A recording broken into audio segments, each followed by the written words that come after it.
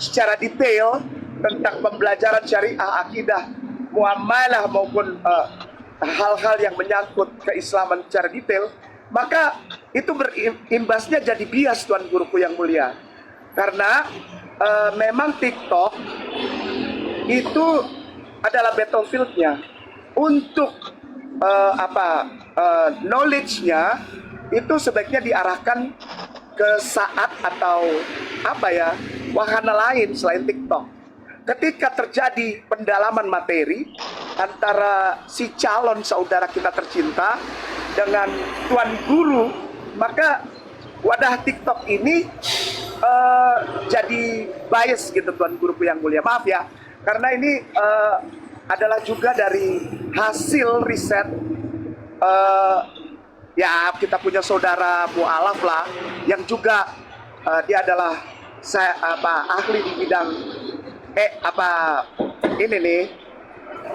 elektronik media sosial ini, dan juga dia meriset dan membuat statistik bahwa ketika pendalaman terhadap calon mualaf dilakukan di TikTok, maka itu sepertinya nilai efektifnya sangat tipis sekali, Tuan Guruku yang mulia.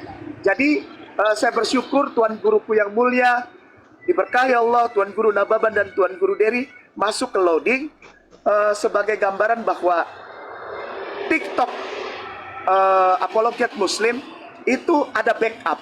Backup apa? Ilmu Islam. Dari siapa? Dari Tuan Guru. Sehingga para calon-calon, saya nggak tahu di sini ada calon mualaf atau tidak, dia akan bertanya.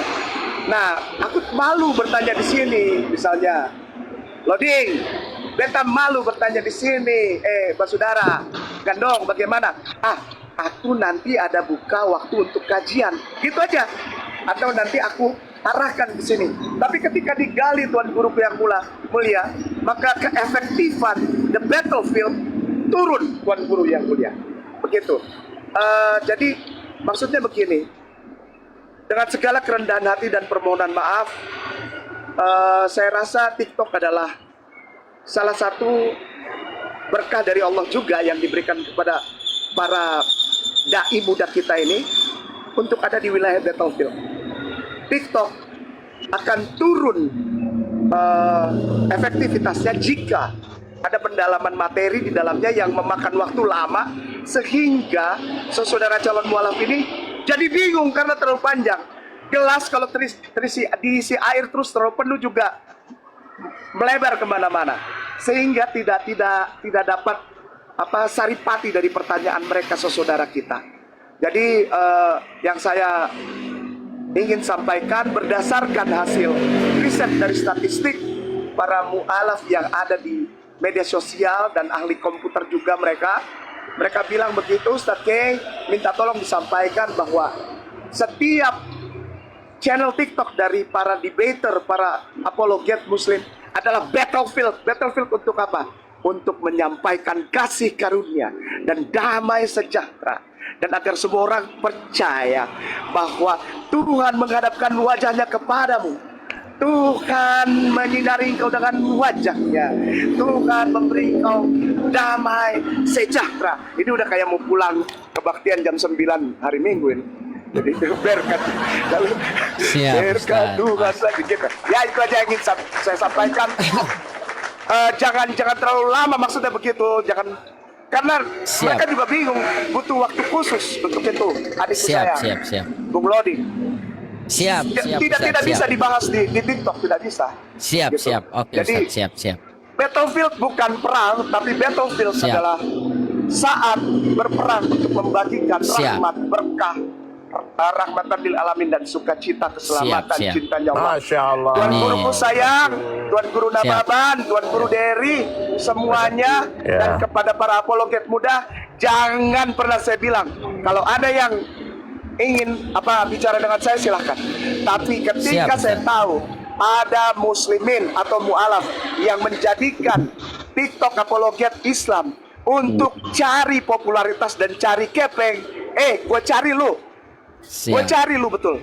Karena kristologi dan apologet muslim bukan tempat untuk mencari siapa yang paling hebat, Masya Allah. tapi siapa yang paling mencari cintanya Allah dan cintanya Rasulullah. Sehat selalu Tuan Guruku sayang. Assalamualaikum warahmatullahi Waalaikumsalam warahmatullahi wabarakatuh. Waalaikumsalam. Oke. Ya, izin sedikit ya Ustadz semua, guru-guru semua, saya izin sedikit buat para netizen di bawah. Ketika para mu'alaf ini mereka berkumpul, sebenarnya ini Allah mau turunkan hidayah. Jadi jangan bilang ganti-ganti, tenang saja teman-teman. Kita ini hanya memberi, tugas kita ini hanya menyampaikan agama saja, tugas Allah yang memberikan hidayah. Ini mereka bertiga di atas ini lagi menikmati. Coba bayangkan, ini berkumpul, ini dua mu'alaf yang luar biasa, tuan guru kita ini teman-teman ya. Jadi doakan saja, Allah bisa berikan hidayah dengan cara apa saja ya. Doakan saja. Ya, ini bisa menjadi asbab hidayah nih. Ya, satukan hati, satukan fikir, satukan gerak. Insya Allah hidayah tercurah malam ini ya teman-teman. Silakan, yang teman Kristen mau bertanya kepada Ustadz Nababan silakan. Dari Bu Jenny, Bu Santi atau Pak Jemi silakan lanjutkan yang tadi silakan. Ya, teman-teman di bawah dikencangkan tip-tip layar silakan. Ya, terima kasih Ya, Pak Lodi.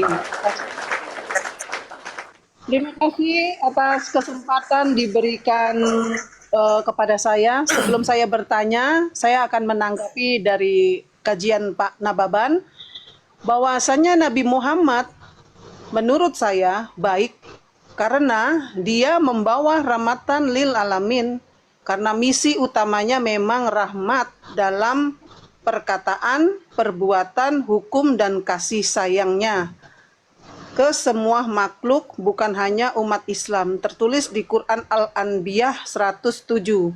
Dan pertanyaan saya, apakah betul kalau belum minta maaf ke orangnya, urusannya belum selesai walau sudah taubat ke Allah? Artinya, di dalam Islam tidak ada penebusan oleh orang lain. Setiap orang bertanggung jawab atas dirinya sendiri. Terima kasih Pak, itu pertanyaan dari saya. Terima kasih. Baik, luar biasa Bu Jenny, indah pertanyaannya. Dalam Al-Quran Allah mengatakan tadi, wa ma arsalnaka illa rahmatan lil alamin. Tidak kami utus engkau Muhammad terkecuali sebagai rahmat bagi seluruh alam semesta ini, bukan hanya manusia.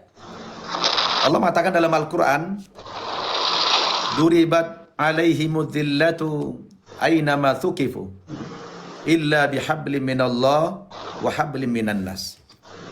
Manusia itu pada dasarnya selalu diliputi oleh kehinaan.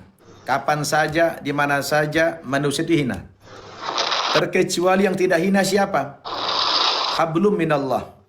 Orang yang baik hubungannya dengan Allah. Ya, ibadah, menjalankan perintahnya dan lain sebagainya.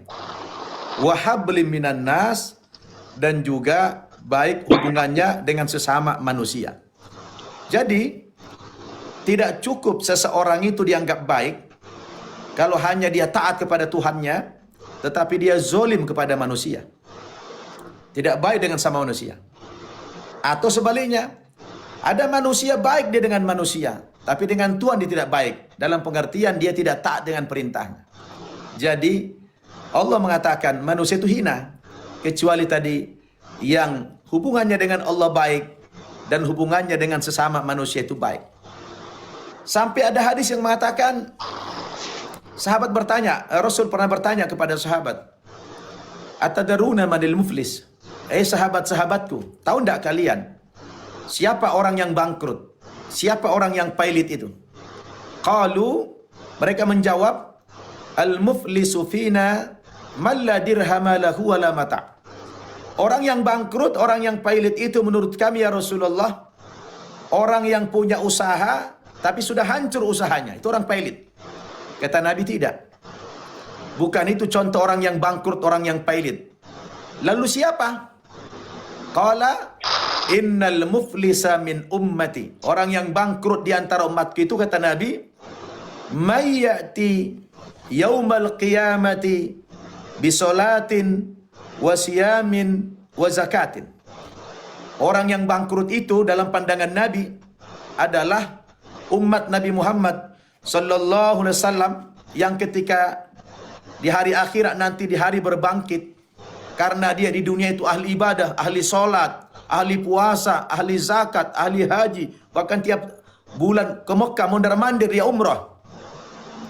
Yang ketika dia sudah dibangkitkan bersama pahala-pahala itu, kalau ditimbang beratnya pahala itu, sejatinya orang itu dimasukkan ke surga.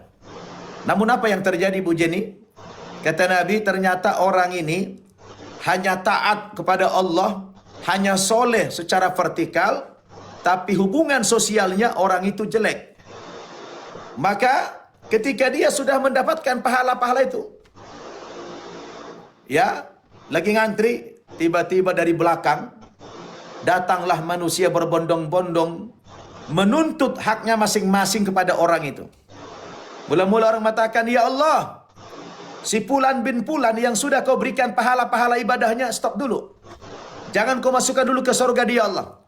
Qad syatama hada. Karena dulu dia di dunia pernah mencaci maki saya. Dan sampai meninggal dia tidak pernah minta maaf kepada saya. Tanya sama Allah, Fulan, benar nggak begitu? Benar ya Allah. Oh, kalau begitu oke, stop dulu. Ini pahala solatmu aku ambil. Aku store kepada orang kau caci maki. Habis pahala solatnya untuk menebus dosa caci maki. Kemudian datang lagi yang lain. Waqadha fahada. Ini pun dulu pernah menghina saya ya Allah. Ya, dia hina saya di depan orang banyak. Sampai hancur nama baik saya. Jalan pun saya tidak bisa tegak. Dan dia pun sampai meninggal. Tidak pernah minta maaf kepada saya. Oleh Allah diambil dari pahala puasanya. Datang lagi yang lain. Wa akala malahada. Ini pun dulu ya Allah pernah memakan harta saya. Dia ngajak saya kerjasama. Ternyata dia tipu saya. Setelah dia tipu saya jatuh miskin. Gara-gara orang ini. Allah ambil lagi pahala zakatnya. Datang lagi yang lain. Wa daraba hada. Ini pun dulu pernah ya Allah menampar saya. Ya. Diambil oleh Allah dari pahala hajinya. Datang lagi. Wasafaka dama hada. Ini pun dulu pernah menumpahkan darah membunuh keluarga saya. Makin ramai orang menuntut. Sementara begitu dilihat, stok pahalanya sudah habis. Lalu, bagaimana kesimpulan orang itu? Yang tadinya pahalanya banyak, habis untuk ditebus kepada orang lain. Karena dia banyak menzolimi orang itu. Sementara yang nuntut masih ramai. Kata Nabi, fa'in faniyat hasanatuhu qabla ayuqdo ma'alai. Ketika pahala-pahala orang itu sudah habis ditebuskan kepada orang yang dia zolimi, sementara yang nuntut masih ramai, solusinya apa? Kata Nabi, ukhidha min khotoyahum. Dosa orang yang menuntut itu diambil sama Allah, faturihat alaih. Lalu dosa itu diserahkan kepada orang yang ahli ibadah tadi, yang sudah tekor ini. Terakhir apa? Thumma turiha finnar. Ujung-ujungnya orang yang ahli ibadah tadi dimasukkan ke neraka jahanam. Itu apa artinya? Jangan bangga dulu kita. Belum tentu dengan solat kita. Belum tentu dengan puasa kita. Belum tentu dengan haji kita mengantarkan kita ke surga. Kalau toh di dunia kita banyak menzolimi manusia, merampas hak-hak manusia, ya, maka ini adalah orang yang bangkrut, orang yang pailit. Betapa hebatnya Islam menghargai hak asasi manusia. Tidak boleh saya pengen berangkat haji. Gara-gara saya pengen banget berangkat haji, rindu pengen haji. Lalu saya menipu, saya korupsi, saya mencuri. Tidak bisa. Innallaha tayyibun la yaqbalu illa tayyiba. Allah itu maha baik dan tidak pernah menerima kecuali yang baik-baik saja. Saya tidak bisa membangun masjid dengan cara saya merampok harta orang. Itu tidak diterima oleh Allah Subhanahu wa taala. Islam agama yang sangat menghormati hak asasi manusia. Jadi begitu hebat Islam itu Bu Jenny, ya. Maka Rasulullah sampai bikin statement itu. Itulah orang yang pailit, itulah orang yang bangkrut. Artinya tidak bisa kita ke atas baik, intens dengan atas, tapi dengan hubungan sosialnya jelek, tidak bisa. Dia bukan orang yang mulia. Orang yang mulia itu hubungannya baik dengan Allah dan hubungannya juga baik dengan sesama manusia. Itulah Islam. Ya. Begitu Bu Jen ya penjelasan saya. Masya Allah, luar biasa. Semoga ini manfaat. Amin amin Allahumma amin. Ya. Bu Jen ini tadi mungkin terpental mungkin. Silakan Pak Jimmy atau Bu Santi. Silakan Bu Santi.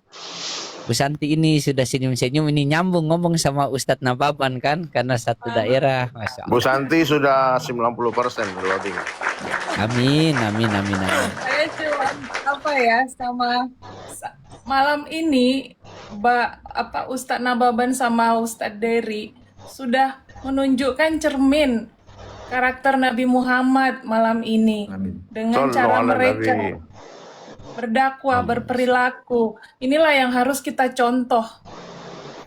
Saya mewakili netizen tanpa melihat kita agama apa, karena ini bisa berlaku buat semuanya begitu, karena sederhana sekali sebenarnya memahami apa tadi yang sudah Ustadz Dery sama Ustadz Nababan itu sangat sederhana. Saya paham betul, saya sudah paham begitu. Jadi kalau kita menceritakan masalah-masalah itu nggak ada habisnya. Tapi saya sendiri sebagai umat Kristen selalu dari tadi mengangkat nama Nabi Muhammad sebagai kiblat untuk mencari jawaban atas masalah kita.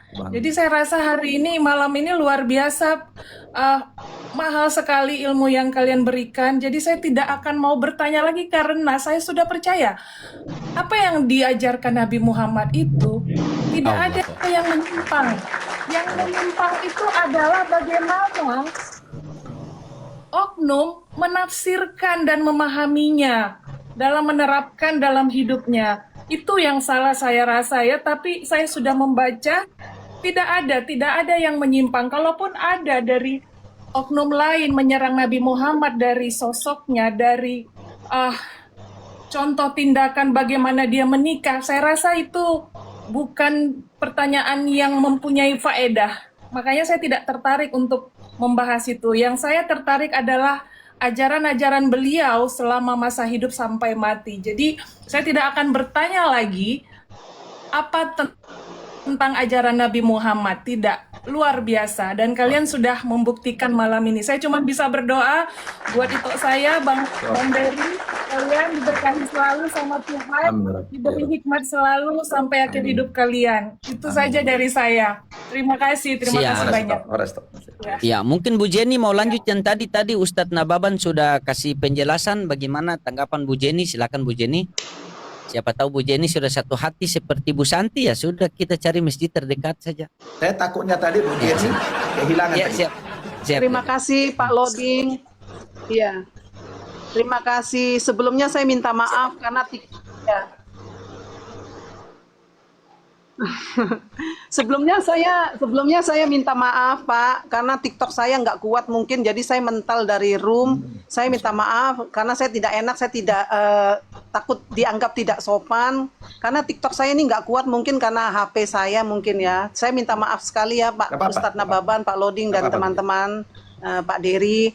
Saya mengucap banyak terima kasih atas penjabarannya, atas narasi yang diutarakan oleh Pak Nababan, sangat menginspirasi saya, karena bahwasanya memang kita adalah menyembah satu Tuhan, Tuhan yang Esa, yaitu Tuhan yang kita sembah, yang kita percaya, yang disembah juga oleh Nabi Abraham, oleh Nabi Ishak, dan oleh Nabi Yakub, karena adalah Tuhan yang Esa, Tuhan yang sama, mungkin dengan cara pemandangan dan pemahaman yang berbeda, tetapi kami tetap bahwa Tuhan yang Esa itu adalah Tuhan pencipta langit dan bumi yang sama.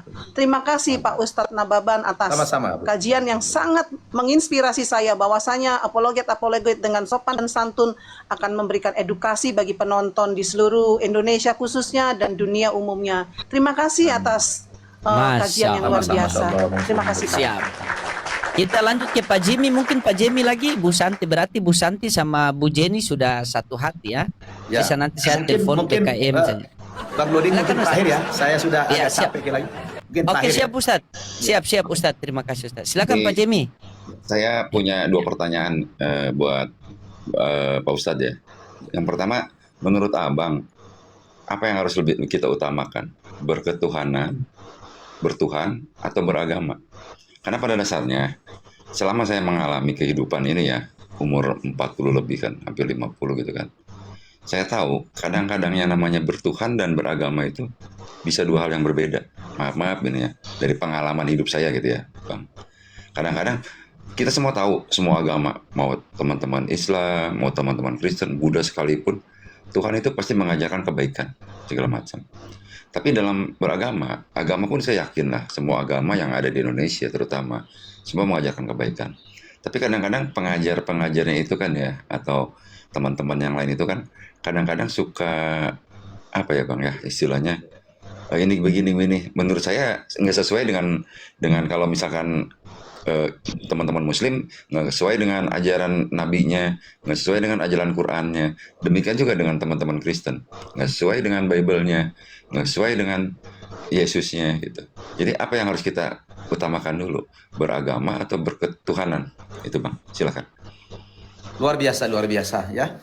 Pak Jemi dalam sekali pertanyaannya, mana yang kita dahulukan, beragama atau bertuhan? Saya pikir kalau buat urutan, ya tentu beragama dulu. Karena agama itulah yang mengenalkan Tuhan. Sebab Tuhan tidak pernah datang ke dunia ini mengenalkan dirinya kepada kita. Hanya lewat perantara, itulah kitab suci tadi, itulah agama. Jadi agama itu istilahnya aturan. Aturan itu dalam bentuk wahyu, dalam bentuk kitab suci yang sudah dikodifikasi. Jadi kalau ditanya, mana lebih dulu? Ya tentu kita tidak mungkin bisa mengenal Tuhan, tidak bisa kita mengenal Allah kalau tidak ada agama, tidak ada wahyu, tidak ada petunjuk. Jadi maaf Pak Ustadz, maaf. Bukan mana yang lebih dulu, mana yang kita utamakan. Kalau lebih dulu, saya yakin pasti agama dulu, ya, sebelum Tuhan. Betul ya. Jadi mana yang lebih utama? Ya saya pikir nanti kalau agama itu kan kaitannya dengan ilmu. Bertuhan itu kan kaitannya dengan keimanan. Nah, jadi begini, dalam Islam katakan awaluddin ma'rifatullah. Awal agama itu mengenal Allah. Kita mengenal Allah dari mana? Kan tidak mungkin dari akal kita saja. Harus ada pedoman, harus ada petunjuk. Itulah lewat agama. Agama itu detailnya lewat kitab suci. Jadi menurut saya tetap lebih utama kita lewat agama dulu. Karena tanpa agama tidak mungkin kita bisa mengenal Tuhan yang sebenarnya. Nah, jadi detailnya itu ada di agama itu. Nah, siapa itu Tuhan? Ya kan? Berapa jumlah Tuhan itu? Apa tujuan kita diciptakan? Di mana kita sekarang berada? Kemana kita besok? Semua yang bisa menjelaskan itu adalah agama itu. Atau konsep itu. Atau ajaran itu. Atau wahyu itu. Jadi tetap kita mengutamakan agama dulu. Jadi beragama dulu, baru kita mencari Tuhan. Maka saya bilang tadi, ya kalau orang berkeyakinan dulu, soal benar apa tidak itu nomor lain, itu anak-anak. Anak-anak yang lahir, agamanya Islam, ya Islam lah dia. Dia kan nggak pernah bertanya ini benar apa salah, nggak pernah. Dia ikut-ikutan aja. Kenapa? Faktor lahir. Dia nggak butuh kebenaran. Dia butuh yakin aja sudah. Yakin aja. Setelah dia dewasa nanti, yang mana dulu kan? Bukan yakin dulu. Sama analogis tadi. Saya berani naik pesawat setelah terbukti benar kalau besi ini bisa terbang. Ya, dengan selamat. Barulah muncul keyakinan. Kalau belum terbukti tidak yakin saya, ragu saya. Nggak akan mau. Karena ada ragu itu kata Nabi, dak ma yaribuk ila ma la yaribuk. Tinggalkan yang meragukan, ambil yang pasti. Jadi, oh saya yakin, saya berani terbang naik pesawat karena sudah terbukti benar dia bisa terbang, bisa mendarat dengan benar. Selamat. Nah, kan gitu. Jadi menurut saya tetap keyakinan itu bertuhan itu lahir dari inspirasi agama. Jadi instrumennya itu agama. Ya. Nah, makanya kita yang sudah dewasa ini jangan bertuhan dulu. Jangan bertuhan dulu. Beragama dulu. Ya, dalam pengertian kita pelajari dulu, cari dulu kebenaran. Sama dengan Ibrahim dulu. Ibrahim itu kan lahir dari lingkungan keluarga itu pembuat patung itu, Abraham itu. Maka ketika dia sudah dewasa, ya Ibrahim itu tetap menggunakan akal sehatnya, tidak mau terpengaruh dengan lingkungan keluarga itu. Maka disebutkan di Quran bagaimana proses Abraham mencari Tuhan. Mula-mula dilakukan falamma janna alaihi lail ra'a kaukaba. Ya, malam-malam kayak gini dia melakukan observasi alam dalam rangka mencari Tuhan. Dia lihat ke atas, tiba-tiba dia melihat bintang. Ketika bintang itu bercahaya, dia bilang apa? Hada Rabbi, ini Tuhanku. Karena ciri Tuhan itu memberikan cahaya. Tetapi dia tungguin, falamma apalah. Ketika bintang itu tenggelam, lalu dia bilang, lauhibbul afilin. Saya tidak suka dengan Tuhan yang tenggelam. Muncul tenggelam. Lalu tidak lama, falamma ra'al qamara bazighan. Tiba-tiba dia lihat ada muncul bulan purnama yang lebih terang. Lagi-lagi dia bilang, qala hadza rabbi. Ini Tuhan benar nih. Lebih terang, lebih bercahaya. Lalu dia tungguin, falamma afala. Ketika bulan purnama juga tenggelam, dia bilang, saya tidak suka dengan yang tenggelam. Besok pagi